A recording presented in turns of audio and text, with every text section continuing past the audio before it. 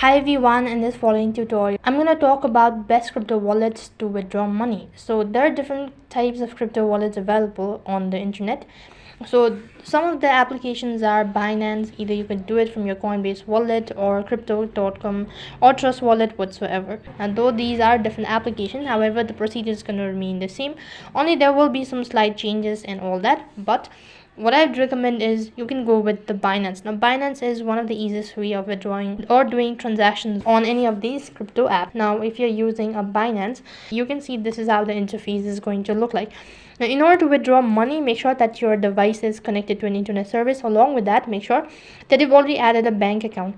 Just tap the trade button located right at the bottom, and then you can begin with the withdrawing process. All you have to do is just go to the wallet tab located right at the bottom.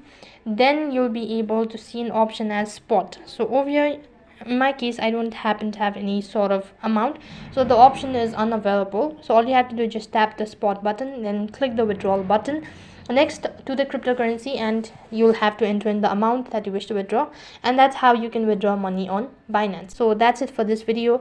I hope the video was helpful. Make sure to like, share and subscribe to our channel. Thank you for watching. See you in the next video.